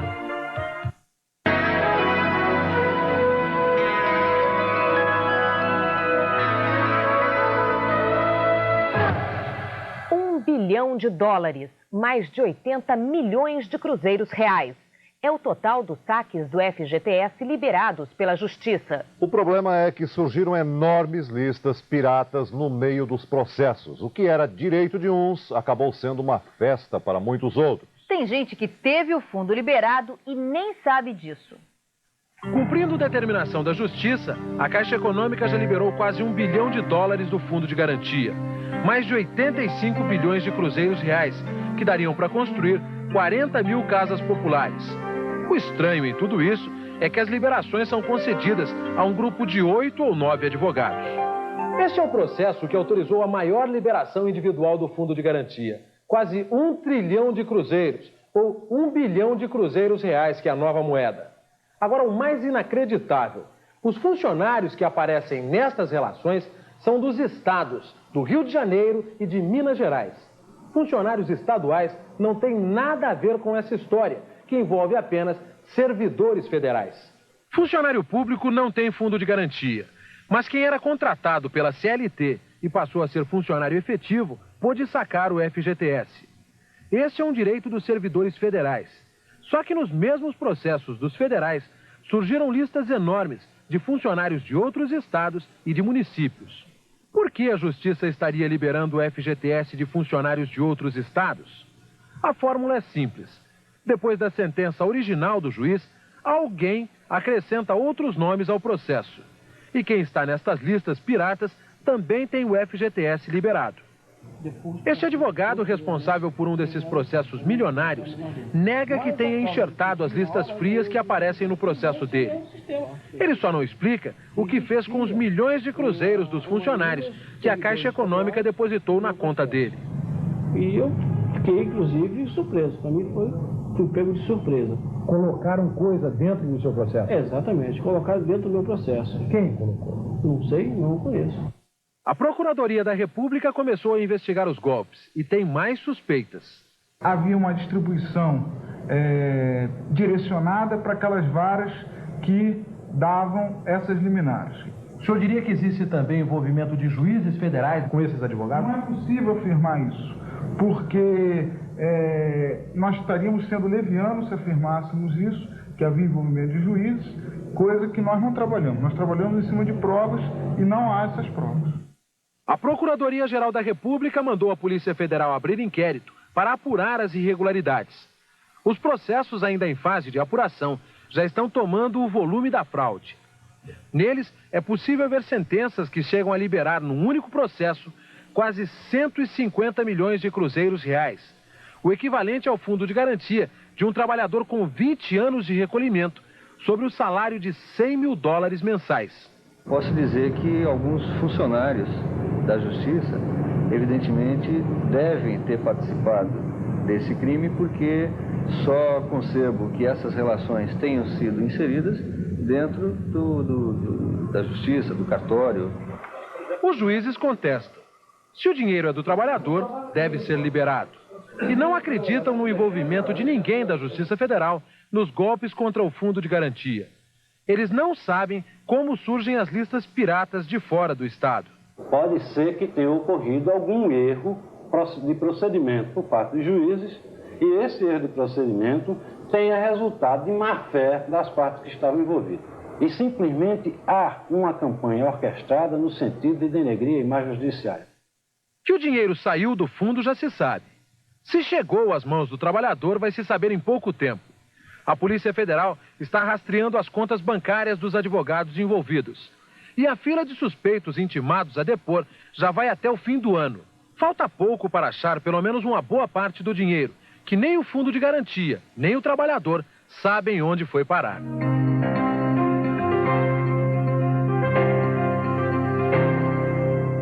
Na reportagem sobre sonegação fiscal que o Fantástico mostrou semana passada, nomes parecidos de empresas podem ter confundido algumas pessoas. A empresa investigada e que não funciona no endereço que fornece é a Brasinter, Comércio Internacional Limitada de Santos. Na reportagem, esta empresa foi citada de forma incorreta como Brasintex. Repetimos, a empresa investigada é a Brasinter, em Santos, com T-E-R no final. Você já ouviu falar em bife de casca de banana? Parece meio estranho, né? Mas dizem que é muito nutritivo. A receita do bife é um segredo das alunas do curso rápido de donas de casa da Universidade de Brasília. No curso, além de trocar receitas, elas aprendem a economizar tudo e a comprar e armazenar alimentos. Os alunos da Universidade de Brasília estão em férias, mas nesta sala de aula, um grupo atento de mulheres não dá folga às professoras. Elas estão aqui para se aperfeiçoar, para uma espécie de mestrado na carreira de dona de casa. Eu vim aprender como fazer economia, como ter mais higiene, para ajudar outras pessoas. O curso é rápido. Em apenas 3 dias, nutricionistas e químicas ensinam a arte de comprar, escolher e armazenar os alimentos, sem falar nos cuidados com a higiene e a saúde da família. Com caneta e papel na mão, as donas de casa aprendem a planejar um cardápio ideal para a família e descobrem que a refeição, para ser balanceada, deve conter alimentos de 3 categorias. Os construtores, que são basicamente as proteínas, como as carnes, ovos, leites e derivados. Os reguladores, com as frutas, legumes e verduras. E os energéticos, como cereais, batata e açúcar, que fornecem calorias ao organismo. Um exemplo clássico, bife com fritas. Para acompanhar, não deve ser nem arroz nem feijão, que são do grupo da batata, nem ovo, que é do grupo do bife. Escolha entre verduras e legumes o acompanhamento ideal do bife com fritas. Mas não são apenas as professoras que dão as dicas. Essas donas de casa experientes trocam segredos a cada intervalo da aula. Pega a banana, esteriliza, né? Aí corta os 2 lados, ponta e pé. Aí descasca e no tamanho exato que você quiser, você dá uma batidinha como se fosse bife mesmo. Na casca. Aí você tempera, põe tomilho, cominho, o tempero que você gosta, principalmente.